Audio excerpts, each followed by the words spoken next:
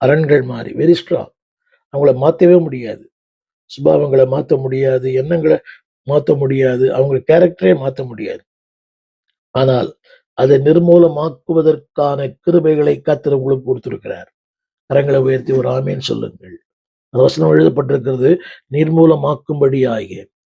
அது நிர்மூலமாக்குவதற்கு தேவன் சொல்லுகிறார், தேவ பலத்தை உங்களுக்கு தருகிறார். ஆமேன். நண்பதை இப்படி சோர்ந்து போயிருக்கலாம், எல்லாருக்கும் உண்மை. இத்தனை ஆண்டுகள் பிரசங்கிக்கிறோமே, யார் மனம் திரும்பி இருக்கிறார்? அன்னைக்கு ஒரு ஊழியர் சொன்னார், தமிழகத்துல பிரபலமான ஊழியர், இந்த ஊழியர் கூட்டங்கள் எல்லாம் ஒரு பொழுதுபோக்கு, எந்த ஊழியர்களும் மனம் திரும்புவது போல இல்லை, அவ்வளவாக இருக்கிறார்கள்.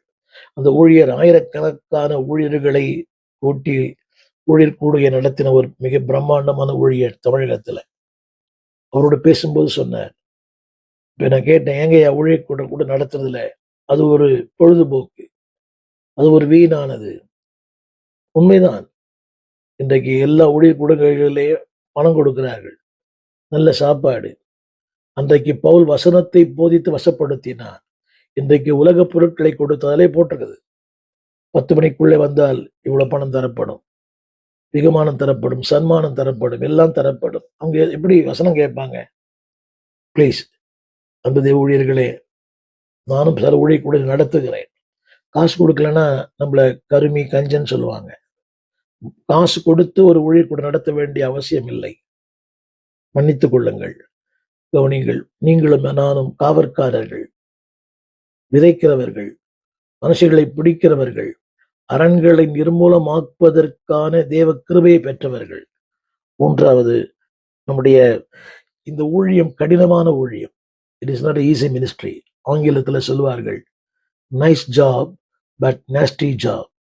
நல்ல வேலை ஆனால் மோசமான வேலை.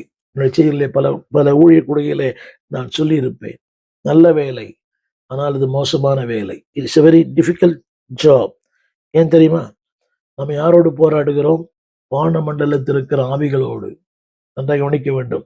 அன்பு ஊழியர்களே, நம்ம பேசுகிறோமே யாரோடு தெரியுமா? மனிதரோடு பேசுகிறோம், வான மண்டலத்தில் இருக்கிற பொல்லாத ஆவிகளோடு பேசுகிறோம். பலிபீடத்தில் இருப்பது என்பது ஒரு லேசான காரியம் அல்ல.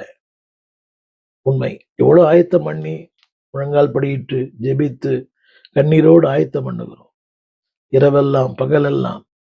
ஆனால் கடினமான ஊழியம். பல நேரங்களிலே நான் அதிகமாக சோர்ந்து போவது உண்டு. இந்த ஊடகத்துல 12,000க்கு மேற்பட்ட செய்திகளை பதிவேற்றம் செய்திருக்கிறேன். அதை பார்க்கிறவர்கள்